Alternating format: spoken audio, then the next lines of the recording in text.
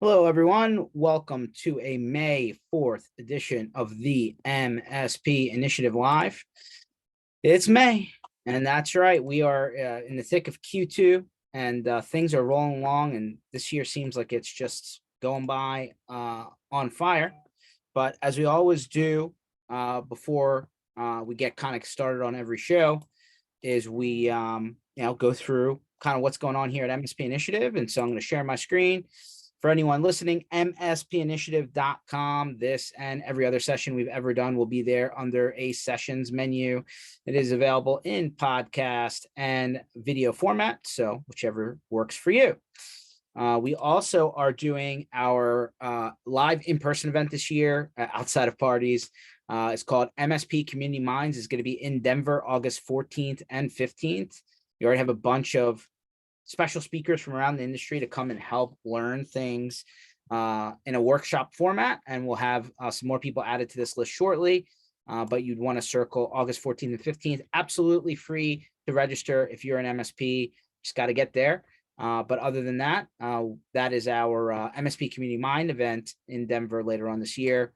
And then we have a number of block parties. We have next week in Prague, we are doing a community block party on the second night of Enables conference. So if you're headed there, definitely register ahead of time, and we will be taking over a place in downtown. So pretty good sights and scenes. And then we have DattoCon Dublin. So this is going to be at the end of June. So if you're headed there, we'll be doing a block party in the thick of things over there. We have the MSP Community Boat Party. This is going to be in conjunction with Taylor Business Group Big Conference in Fort Lauderdale. But even if you're not going there, you should still check it out. You can definitely join us. Then we have what's missing from this list is DattoCon Miami. So we'll be adding that shortly. And then lastly, the MSP Community Party in Orlando. And last year we had the All American Rejects. This year it'll be a different band. So if you didn't make it out into the hurricane force winds to check out the All American Rejects live, sorry, we have videos, but new band this year is to be announced. We are getting close to that announcement. We also have some community offers. So you'll see some companies around the industry have put in some community offers, kind of to help, maybe have you take a look at their solutions. We have our industry calendar. So if you're just figuring out what's going on out there, I think we've tried to amass everything that we could in the calendar for the rest of the year. But if we've missed anything or you want to put something in there, just go ahead and submit the event, and we'll see if we can get it up there in the master list for everyone to see. So that is mspinitiative.com. Today, we bring on a special guest from Thread. Bobby, how you George? Good to see you. It's as much as I do this screen thing twice a week, I definitely love to see people in person, but we'll see, I'm sure. Yeah, we'll have to have some pizza together. I love how that's like becoming your brand, right? That's awesome. Well, you get to that certain part of the night and everybody gets onto the struggle bus, and why not pizza? It seems like the right food no matter what country you're in. I love it. This is probably a bad analogy, but I feel like you're becoming like the Dave Portnoy of the MSP space. You need to start doing some pizza reviews. You got to do pizza reviews per country, right? Be like, yeah, in this country you got to go here, in this country you got to go there. How about this one? Yeah. Exactly. I mean, listen, let's be honest. It's what place can deliver at that time of night. Sure enough. So that could be your filter, right? Like Dave only does cheese pizza, I think. You could do like only places open after midnight. Yeah. I mean, and so that's definitely part of the agenda, right? Because if you can't get the pizza there on time, it defeats the purpose. But yeah, no, it is definitely paid off in dividends. Pizza is definitely the move. Bobby Jacobs from Thread. How about we hear a little bit about your background, Bob? You've been in the MSP sandbox for a bit. Sure. So I always like to go backwards in everybody's journey because everyone has a different story. And then we'll talk shop. Yeah. No, I love this community. So I had an undergrad in entrepreneurship. Like I went to University of Houston, was like a part of a company that was actually taking some intellectual property from U of H, that this genius PhD guy, it helped recycle rare earth elements. So it was a lot of hard drives. We were like separating metals. I was like 22. I had no clue what was happening. And like, it was completely inappropriate that I had access to like that technology, but it was awesome. So, I graduated and I had an entrepreneurship degree, which basically meant I had no real skills, right? And got into sales. I started selling IT hardware for a former Compaq distributor, which was an HP distributor. And so that's kind of how I met MSPs. It was a messy side of the business selling like refurbished hardware over AIM. This wasn't that long ago, and it was like still being sold over AIM mostly. So it was weird. Like that was my first intro. I then got into working at a startup accelerator, which was a bit closer to what I had studied. And that's actually where I met Lion Guard. They were one of the first like members of that startup group in Houston. So I knew Joe and Vin for a while, got to jump over and join them once the company started kind of taking off a little bit. Sean Saylor was their head of sales, and I got to come over under his wing. And all of a sudden I was working with MSPs again, but in a better way. Got to really help a lot of people. And man, I just fell in love with the channel. Like, it's just such a cool community. I mean, MSP Initiative is a great example, right? Of just like providing resources, kind of everybody knows everybody. There's still a lot of money to be made. You can have big businesses, but at the end of the day, like, you're protecting the world, right? Like, you're helping small businesses, you're supporting the whole world. And like, I can really dig into that and make myself tear up. I don't tear up easily, but when I think about like the impact of getting to help MSPs be more efficient or provide better support or like, whatever it is, I love it. It is definitely a cool community. There's no question about it. I mean, listen, nothing is perfect, right? Every city you go to, there's the area you want to avoid. But for the most part, right, everyone's like trying to learn how to do things better, right? Figuring out who's already gone down the road so that like you don't have to learn from scratch, right? I think that's a big one. And Yeah. like, part of the way people learn, I guess it all depends if you like venture outside of your area, right? Like, so the majority of people that would be considered MSP, IT service providers, we start to use old terms, right? VAR or maybe CSP, cloud service, whatever, right?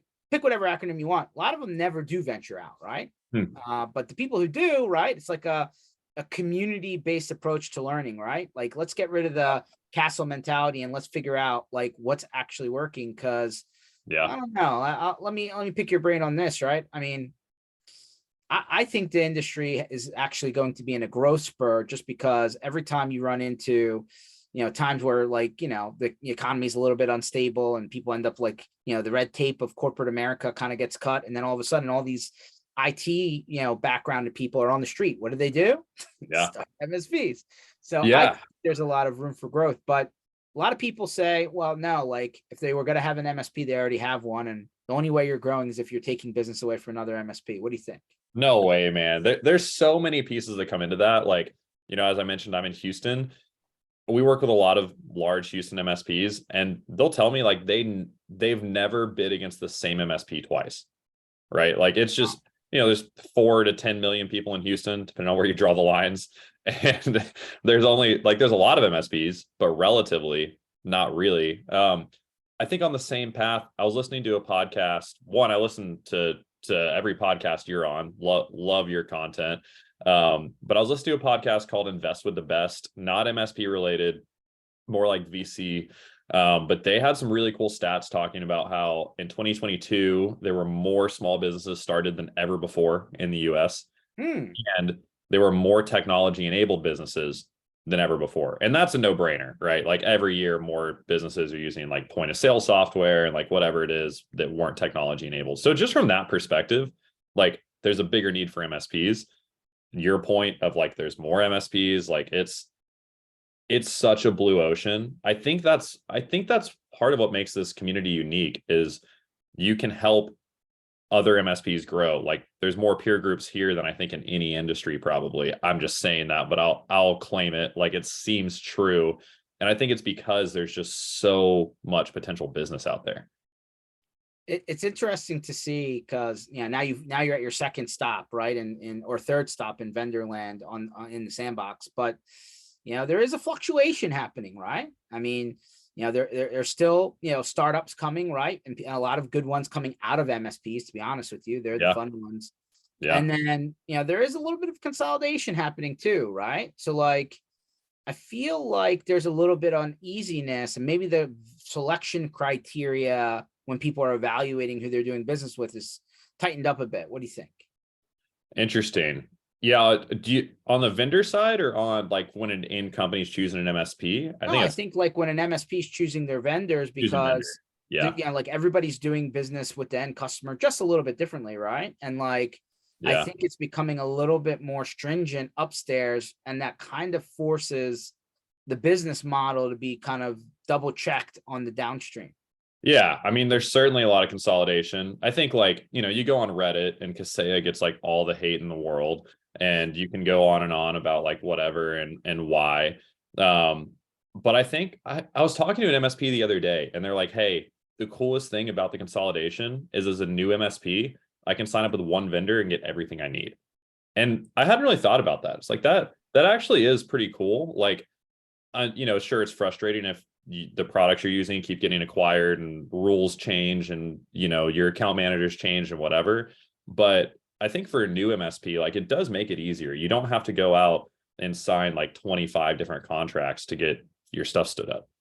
I honestly didn't consider that one, right? Because like Yeah, I didn't either. they're coming in with like no background information, right? And they're just like, all right, I'm gonna go shopping. What do I have? Oh, I can get 40 products every year. Cool. Like totally. It's almost like joining a franchise, right? Like there's Team Logic and such, like those are great ways to start MSPs. But I think a lot of the value is like, here's your basic tech stack, and here's a bunch of community of other people that use the same stack.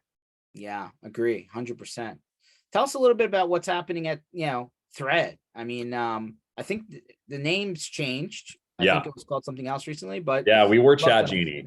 Okay.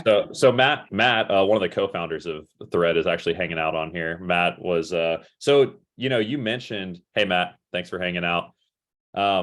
George, you mentioned that some of the coolest vendors come out of MSPs, and Matt was at a large MSP called RFA in New York with our co-founder Mark, and actually our head of customer success, Steve. And they've built Chat Genie while they were there, really to solve a problem that they had, which I think is one of the best way to start a company. They were finding that there was all this communication happening in Slack that wasn't getting into the PSA. And if it's not in the PSA, it didn't happen. Matt was like, guys, come on, like this is crazy. And so they built the first version of Chat Genie, which was pushing all the tickets into Slack, which then you could just talk on the ticket and everything landed in the PSA. We still do that today. That's not really like the most exciting thing that we talk about, but it's super important. We do it with teams too. So that was on the side for a while. Like there were MSPs using it. Matt and Mark still worked at RFA. It's kind of a side deal. And then, they went full time about a year ago. Matt will tell you, I think Matt went full time in March of last year. We raised some funding shortly after that.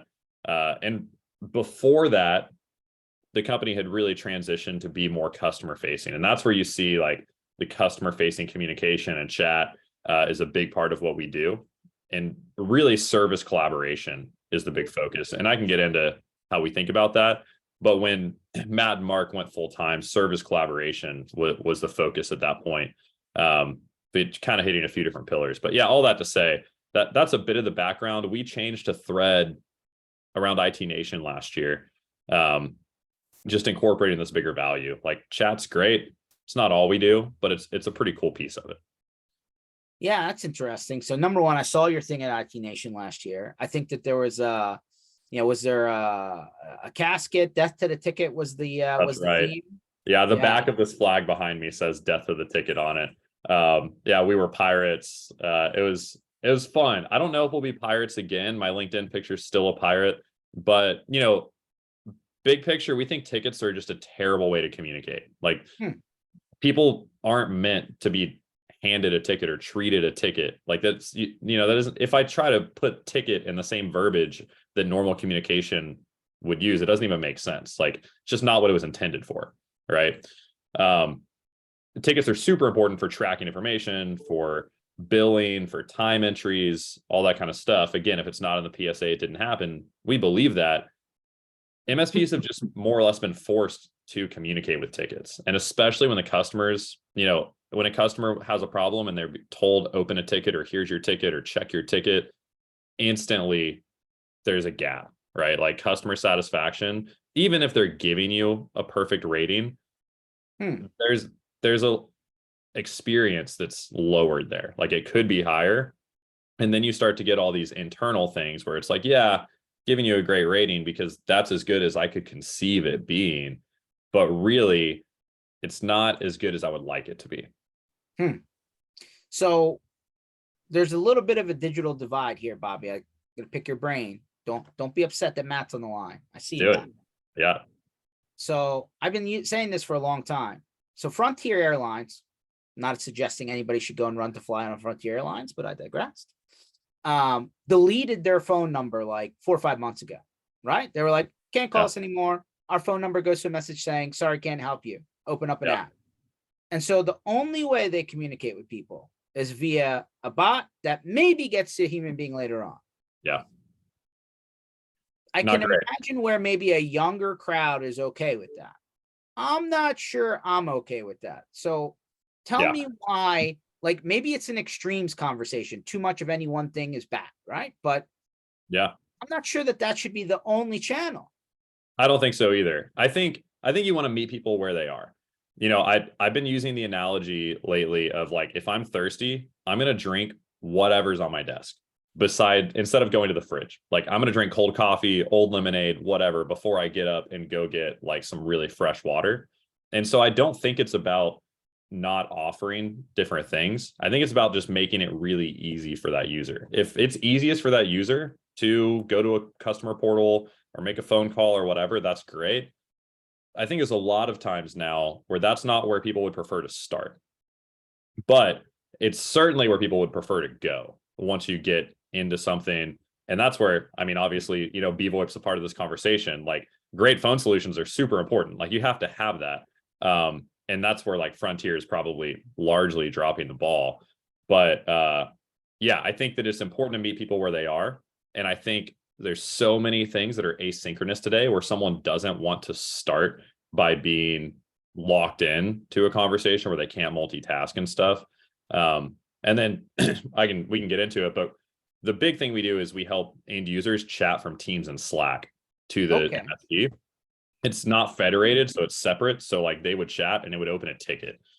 And then it goes through the process. They're not really thinking about the ticket, but all that to say, that we see is the best experience for the end user a lot of times when that's what they prefer. That's the equivalent of having water on the desk, is having chat in Teams. Okay, so let me back up. So number one, Steve pops in here and says, eliminating voices, he says, a dumb idea. I'll say not a good idea. Better customer service means multi-channel. Give people the choice. Definitely what Bobby's saying. 100%. 100%, Steve. So let me just go backwards here. So your position, your company's position is some collaboration tools already integrated into the company, right? Slack, Teams, right? Yeah. Those are the top two popular ones, right? And so if you're already there, instead of sending an email or instead of a third-party portal, pick your vendors, a lot of solutions out there. Your position is, hey, just go into the tool you're already using and communicate with everybody else in your organization and start your interaction with support there. Or it could be sales for that matter, right? It could be a couple different things, but let's just say support for the sake of this conversation. Yeah. And then so that's their experience. Their front end is not another web page. It's built into their tool as like another channel or something, right? Yep. So the agent on the other side is then still communicating with them in what? Is it still the PSA, or are you giving them another interface to go back and forth with that end user? Yeah, great question. So sorry, just to dive into something for a second on Frank's question, like humans will always be in the loop, right? Like, and I think that's where on the Frontier piece they're missing is they're taking humans out, and that's a bad experience. Maybe generative AI will like solve everyone's problems. Maybe it's a starting point. We do a lot with AI. It's really cool, but humans will always be in the loop. And I mean, let me pause you, man. Let's just go back to this because like it's burning, right? I'm not ever going to drop this until these guys wake up. Yeah. These people cancel their flights all the time. right? Yep. Like you didn't hear that from me. Go on Google, go Yep. on Reddit. There's a Reddit for airline cancellations. I promise you. Yep. So like one of the big things with the low cost carriers is, hey, you're in the middle of trying to get somewhere. Up, your flight's gone. Now what do you got to do? You got to rebook, right? Yeah. So either you're going to stand in line at an airport somewhere, hoping that customer service can do something for you, or you're going to go on this chat tool, this bot, whatever. At that point in time, urgency is part of the equation, right? Like, 100%. And it's costing them money too, right? Like if sure. people are missing flights like that, I mean, they've decided that it's worth it, I guess, but it's hard to believe that. Like I know some counties in the United States allow you to like text 911. I'm never going to text 911. I'm going to call them. You want to know why? Like, I want somebody on the phone while like something's 100%. burning down, Yeah, it's right? about the So, right person at the right time. Like, and that's really what we're trying to do here is to take all the technology that's created barriers out of the way. So it's okay. just really simple, like right person, right time. And sometimes the right time is not right now. Sometimes the right time is like, I'm going to let you know that my keyboard's a little messed up, but I don't have time. So like, let's schedule some time or something, right? Like time That's zest and fair. all these That's great fair. tools Like, come in. I might not call somebody on the keyboard. Yeah, That's fair. maybe. And at the same time, we're seeing that people open more easy tickets when chat's enabled because now it's not like waiting for these 15 problems. One big one happened, and oh, by the way, come help me with everything else I've ever had an experience with. Because that's all stuff that's festering too, right? It's like I'm annoyed with you, but I haven't even given you the opportunity to help me. So it's more of like the lower friction, the more you can help.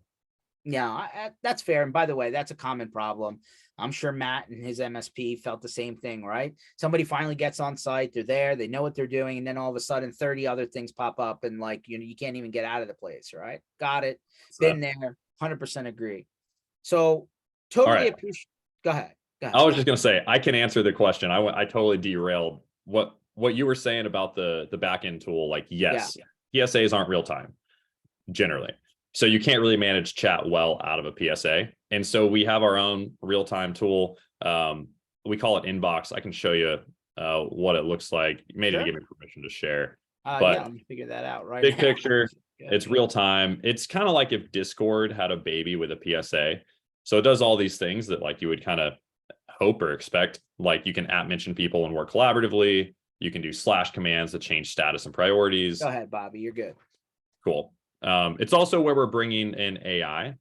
So to your point, well, I don't know if we fully got there, but I think you saw where we are going. But like AI has to be used in context. It has to be used in a way where it's already being worked. Like Hoodoo is using it to write documentation. I think that's perfect, right? They're a documentation tool, so they should use AI to do things they're already doing.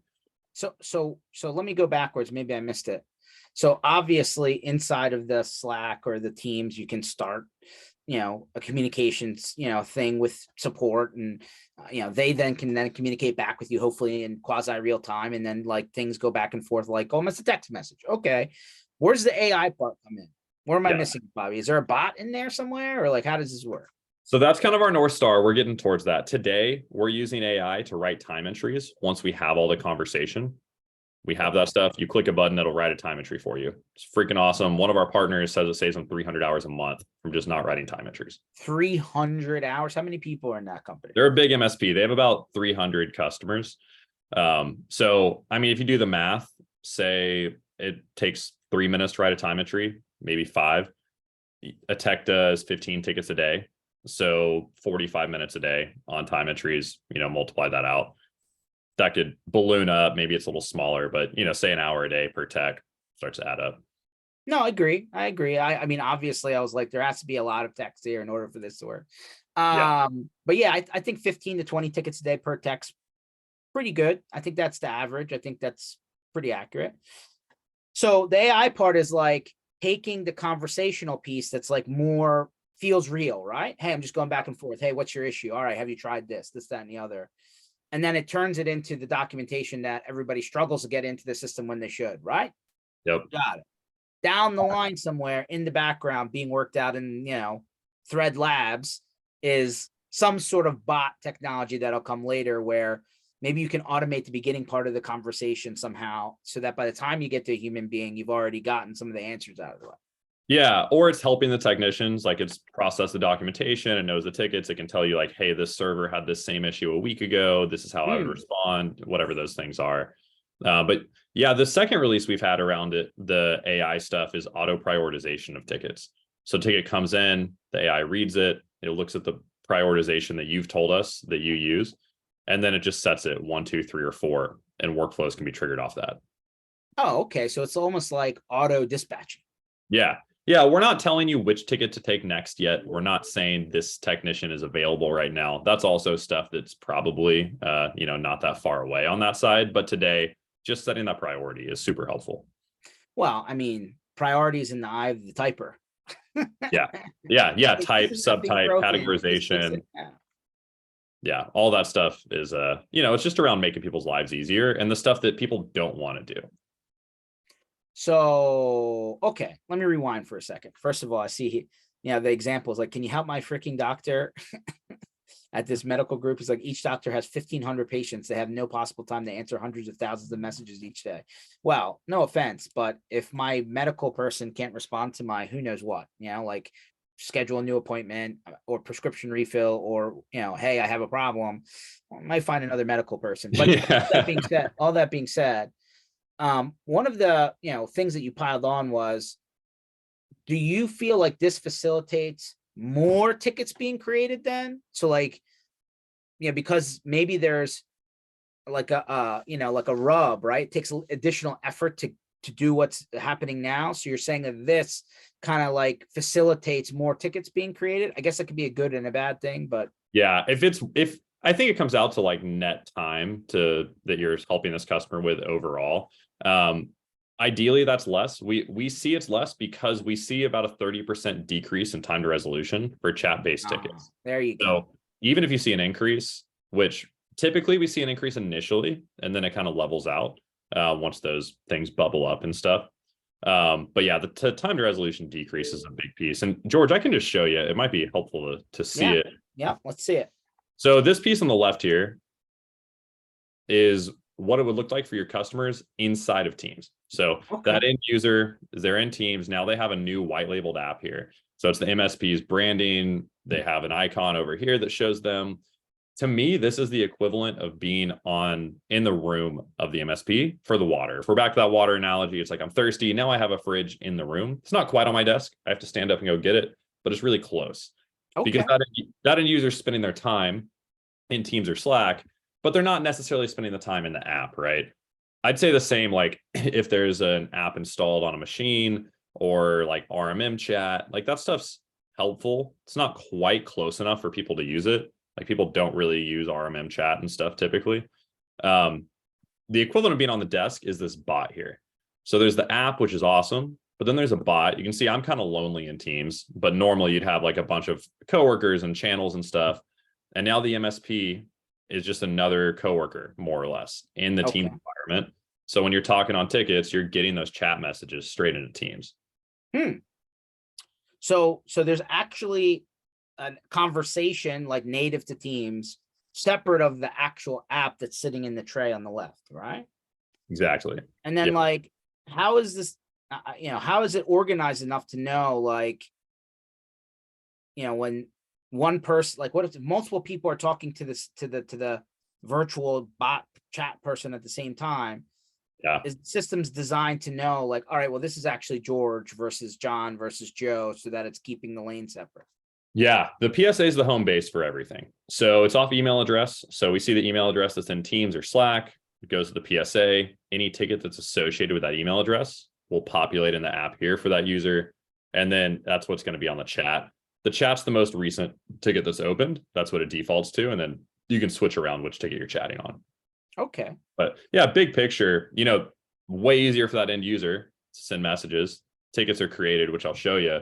But on the flip side, now the technicians have access to the users when they need it too. Like how often does someone send an email asking if they can remote in, and 4 hours later, the end user replies, you've gone home for the day. Now it's a dead ticket. Like you're never going to remote in on that. That guy never got help, even though everyone's kind of trying. 100%. That happens all the time.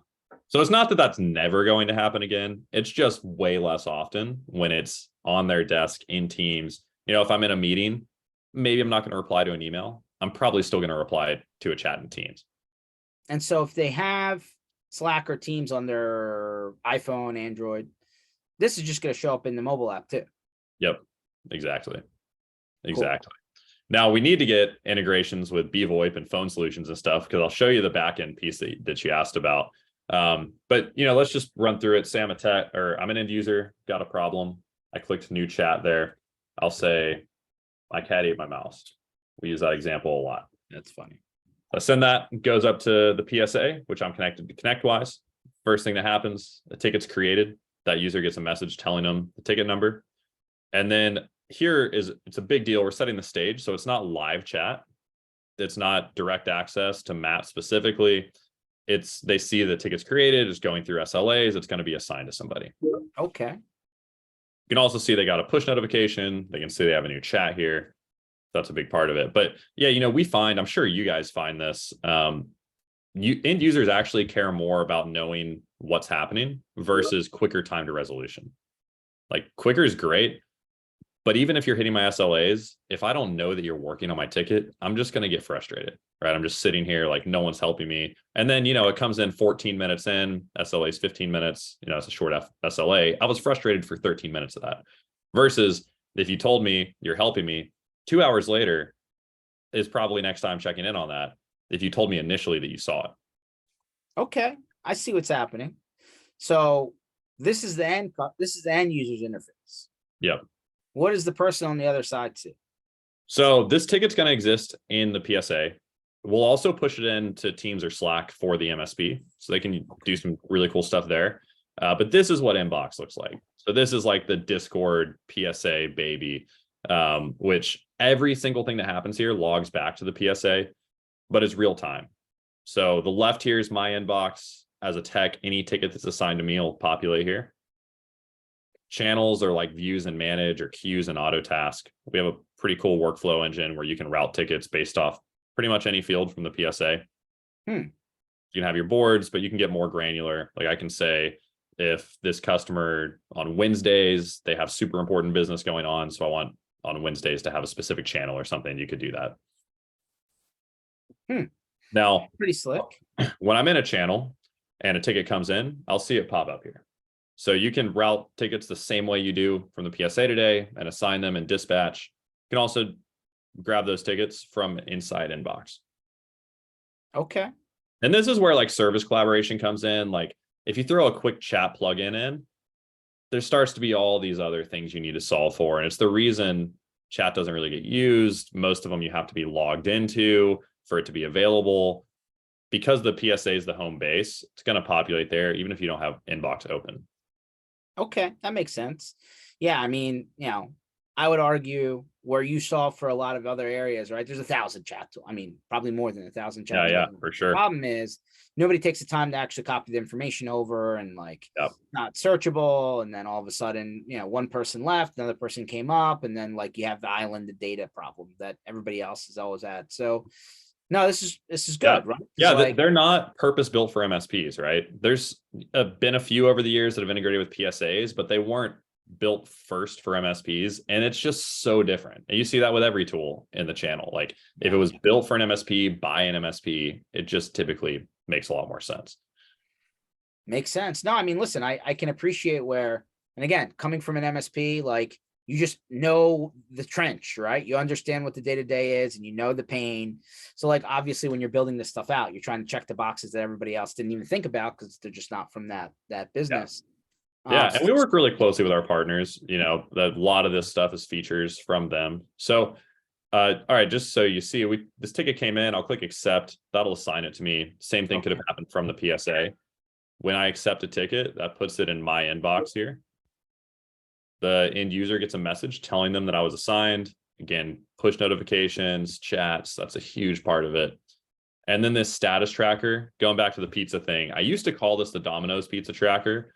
And then I found out it's not real. I don't know if you know this. The Domino's pizza tracker is just on a timer. Really? Yeah, it blew my mind. I'll send you a blog. The whole it's going into the oven, and Steve, your driver, is about to leave, and all of that's just simulated fake news. I think what's great about it is it shows how well they know how long things take, because it's pretty close, but it's not accurate. There's a blog about a guy who sat in Domino's and did it and ordered it and watched, and it just wasn't on time. And he was like, no one ever inspected my pizza. Another thing that I thought about with that is, if people were inspecting your pizzas, wouldn't they throw it away sometimes? Or like, wouldn't it go backwards? It's never gone backwards. That's true. So That's anyways, that's really, by the way, that's really intriguing, because like as a guy who's ordered plenty of pizza on the app, uh I mean, but when they, when you get to like the DoorDash type apps, like then don't they have like the GPS tracker where you can see where they're on the yeah. road? So That's once they're moving. and I think Domino's maybe does that once they get on the road. But anyways, so this is more accurate than Domino's. It's Okay. actually real. Ticket was assigned, status moved along. Um, and then you can start working it. So as a tech, couple cool things happened. First off, the ticket was auto prioritized. So Okay. Collaboration Pilot is our AI functionality. It's pretty simple. You basically write out what you consider different priorities here in natural language. We have an emulator to play around with it. So I'll say it's priority 2 if pizza shows up cold. So I'll put that in there. This is a live thing. We're using ChatGPT, so we'll see how this goes. But I'll say my pizza got to the house cold. So I enter that. It's looking over here to see what you said, priority 2, and then it writes out why it put it in P2. Okay. That's cool. Yeah, so helpful, get it to the right person at the right time type deal. P4, not a big deal. P1, obviously different process there. There's also a workflow that fired to tell me it's a VIP customer. So this isn't AI, this is just logic saying if this, then that. You can do it pretty much any field from the PSA. So again, like if a company works from home on a Wednesday, you could have it send a message to the text saying, don't call the office today. Now, I need to help this guy. So he said, my cat ate my mouse. I'll reply and say, you should get a new cat. I send that message. Status moves along again now. That's the last status update we're going to do till it closes. Just those first ones we find are super important. And now, we'll talk back and forth. They'll say, I need a new mouse. So this is Teams for the customer, right? It could be on your website. It could be an app you roll out. Teams and Slack are kind of the best too. Now, maybe I need some help. I'm a level 1 tech or I'm dispatch. I can't order a mouse on my own. So here I could jump over to an internal note, replies discussion note, notes internal, and I'll mention Matt. So I'll say, Matt, please help me order a mouse.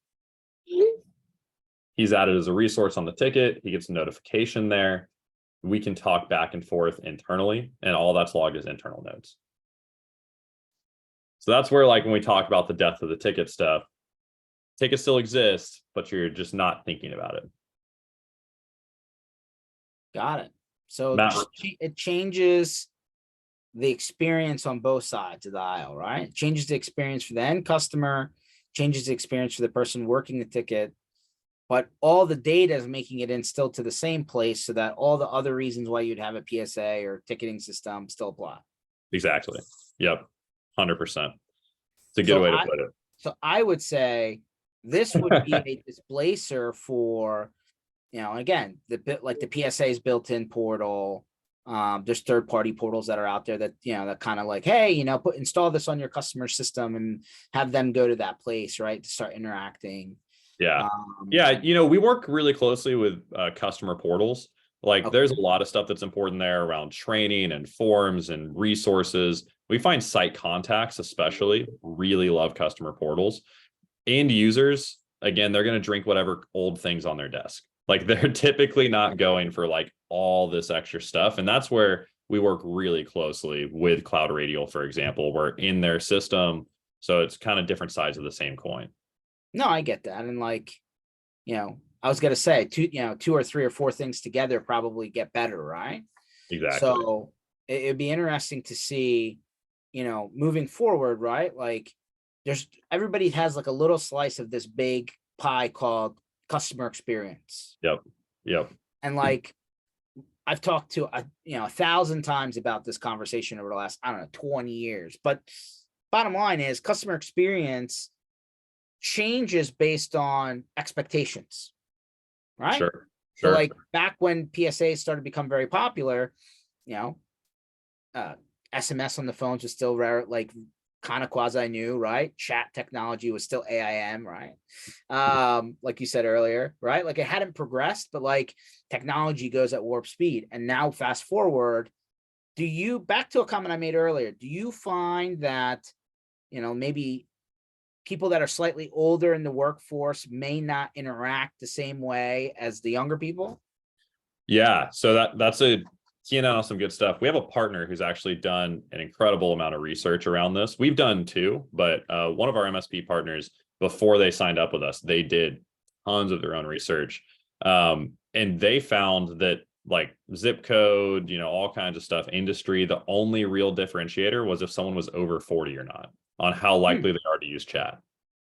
It doesn't mean that if you're over 40, you're not going to use chat. I think what they found was if you're under 40, you're really likely to use chat. Okay. Oh, yeah. So basically, your position is, hey, listen, we're catering to, the 40 and below. Yeah, Matt and I need to talk about that in the team. I don't know if that's what we want to dig in on, but that was an interesting result of the study for sure. No, it's good. No, I mean, I think part of the problem is the way that, like, I don't know about you, and I use this cliche all the time. It's like when I go into a retail store, and I know a lot of people don't do that anymore. They just Amazon stuff and it shows up at their front door. And that's when we get things like Primnesia because you didn't even remember what you ordered. But anyway, Primnesia. like when I roll into like, I'm like a even before all the like the online services, right? Like when I went into a store, now, and I still go into a store, I'm like a very targeted buyer. And maybe as a dude, that's what we do, right? Like, hey, I need to refill my travel, kind of like shampoo and mouthwash and whatever. Cause like, I'm going to get stopped at security again. So I got to like go refresh. Like, so when I go into like Walmart or Target or whatever it is, like I'm in and out, right? It's like 5 in, 5 out. Let's get what we need and get the heck out of Dodge. But when there's a problem, I get super frustrated, right? Like when I need to talk to, like, when was the last time you went to any place and asked for a supervisor or manager? Can you remember? No. No. So like blowing up on social media now for it. Yeah, you go to customer service. Remember, there was a place called customer service, and it's like, let's fix this problem right now. I'm not going to wait for you to send me a message. Yeah. And so on the flip side, that if I chat with Amazon support, I'm probably getting a $5 gift card, right? Like you've been incentivized to go do that. I'm just like, I love the places where like you're close enough to an Amazon warehouse where like they'll deliver it same day. But if I know I'm on a clock, I'm gonna go get it and go. Right? I'm not gonna wait. Yeah. So I got there; they weren't open yet. So I thought, I'll just do it on my back. So I'm you, Frank. But anyway, so my point is, like the buying behavior, the interaction behavior, the expectation, I guess, changes based on like what you're comfortable with. I know that comes back to the theme of we just put it wherever they're coming from, right? Deal with people in the lanes that they want to be dealt with. I still argue that the sense of urgency on whatever the issue is going to traverse all ages. For sure. Yeah, absolutely. And I think it's also experiencing what is the most helpful. So we actually see a lot of tickets initiate through phone or email, transition to chat because the ticket's opened on the phone. It's like, hey, I'm going to need to remote in a few hours. And can I message you in Teams when I'm ready to do so or something like that? And vice versa, right? Like it can transition the other way. And I think it just comes back to like right person, right time. Like what's the most helpful at that point in time for that person? Yeah. So it's like a hybrid communication experience. It doesn't start and stop on the same path. Okay, that's fair. And I guess like, going backwards before like the technology of thread existed, like let's say you sent in an email and then it turned into a phone call, right? So like it's kind of been happening that way. It's just different delivery mechanism, different medium, right? Like you're leveraging what they're already used to so that you can maybe get a better experience, outcome kind of thing. 100%. Yep. I love the way you're thinking about it. Hey, I do want to show you the time entry stuff because we mentioned it. It's pretty cool. Yeah. So we messaged back and forth, like Matt helped me order a mouse. He typed hell yeah whenever you were talking about like how threads working or something. He just got excited. Love that. But yeah, so we got the mouse. I'll say you'll have the mouse Monday. And that end user says thank you. So, I can change the status. I should have done that earlier with a / command. I could do that with priorities and all kinds of stuff. So really cool ways to help the tech work faster. Beast mode's kind of fun. It's shortcuts. So one thing we think about too is a leading indicator of customer experience is employee experience. And I know like you guys do all this cool stuff in BVoIP to make it easier to do all the things on the back end. Same idea, right? Like if a tech's having a better time, the end user is going to have a better time. Oh, well, that's definitely important, right? Bottom line is you have disgruntled employees, then they're going to rub off on the people on the other side. That's true. Exactly. So yeah, and PSA interfaces typically are not delighting your employees that are making your customers feel better. They're delighting, the people that love systems and billing and everything, which is great. But yeah, so all that to say, we've solved the problem here. I'm going to go over to TimePad. So TimePad is where I can work on my time entry as I'm going. You'll see Copilot up here. If I click Copilot, it's going to choose a prompt dynamically from a prompt engine that our team's built. So like if you and I are working on a time entry together and I click Copilot, it's going to read everything that happened and write the time entry from my perspective. Oh, look at that. So, wow, that's actually new. This just updated. I've never seen it put in parentheses some descriptor there. Does that suggest getting a new cat, though it may be a joke? That's pretty cool. So typically a way better time entry than a tech's going to write. Certainly quicker. Techs don't want to do it. Again, employee experience, just trying to take away the things that nobody likes doing. It's pretty fun. Wow. Yeah, and then you get out of the one word, fixed it. Exactly. Yep. Yeah, we also have the timer going here too. So we can see that I first messaged this customer 9.5 minutes ago. I can edit the time if I need to, choose the work types, and then just submit that time entry. Got it.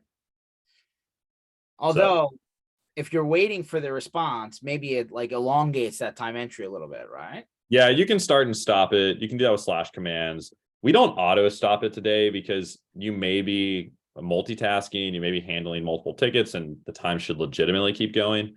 So yeah, you can start and stop it. At the end of it, you can edit it. So like worst case, I leave a ticket on or a timer on for 2 days. I go back and just set the time for what it should be.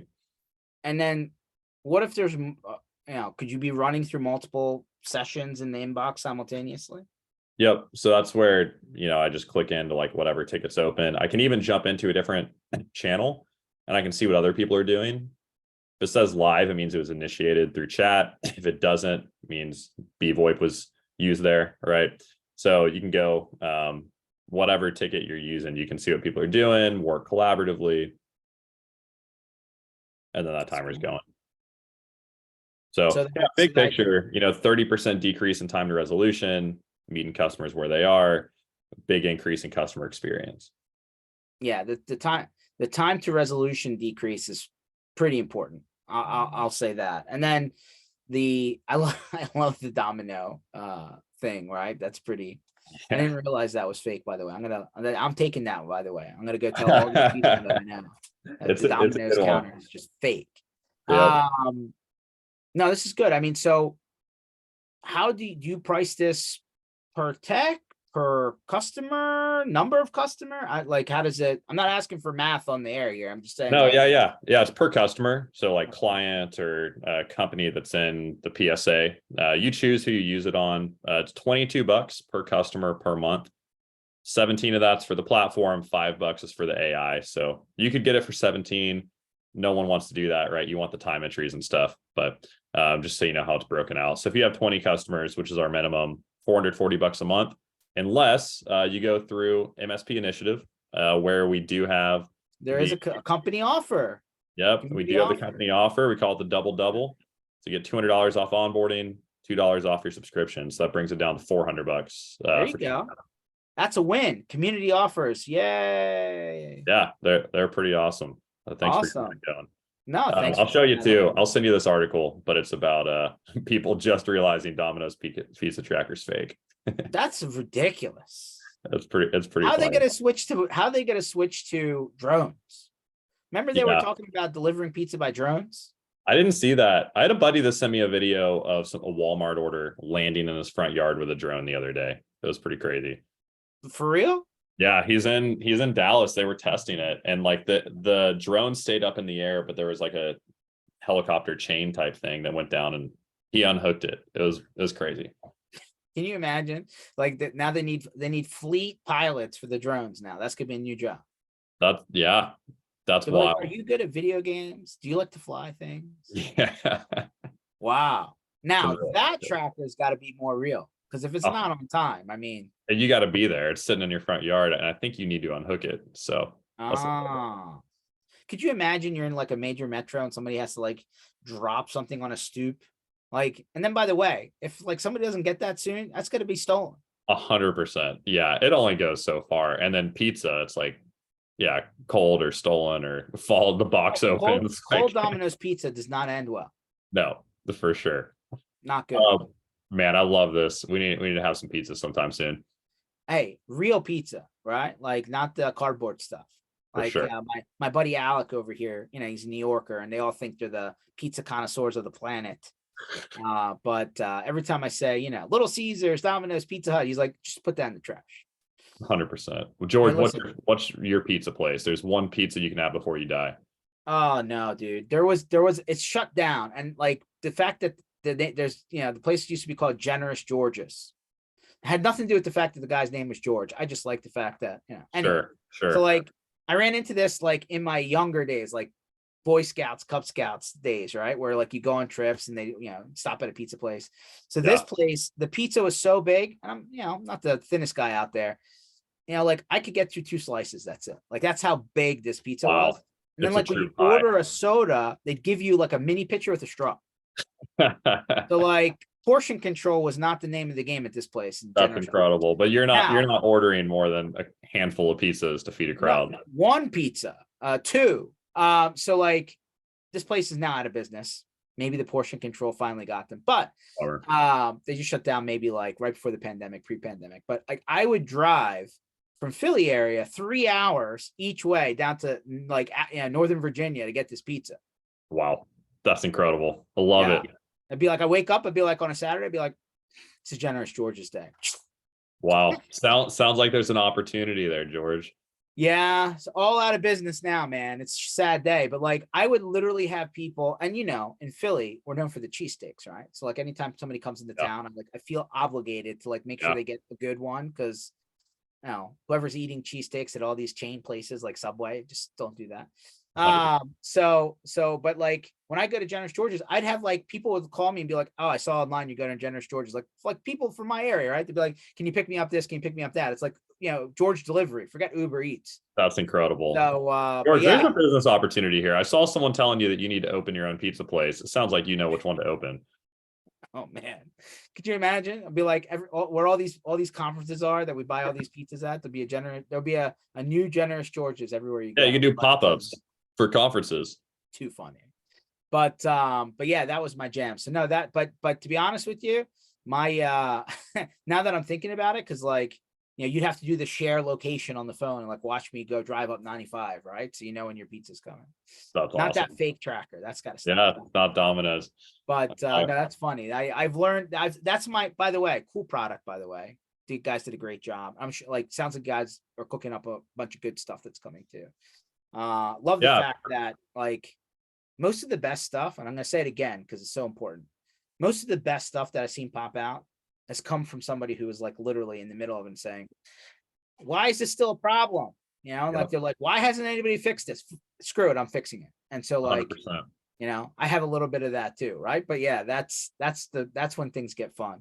Yeah, and then it's, do you make it a company or not? I think something that's really validating is when you bring a new product to market and you start meeting people who were building their own versions of it. Like I just got off a call with a large MSP in the UK who's built their own chat functionality, little different than ours, not super different, but they don't want to start a software company. So like they're probably going to use Thread, even though they've built a bunch of their own. We saw that all the time at Lion Guard. People had all this like change tracking stuff they built themselves, but they don't want to host it and keep it running and all that kind of stuff. It's no different than somebody building their own ticketing system or PSA, right? Same challenge on that front. Here's a problem. Yep.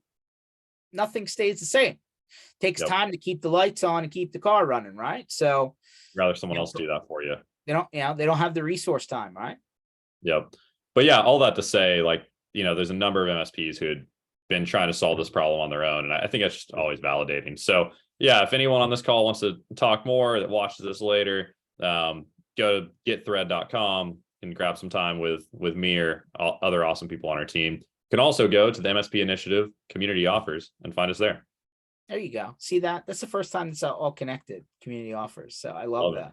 Like, listen, pay it forward, right? That's what these guys are doing. That's awesome.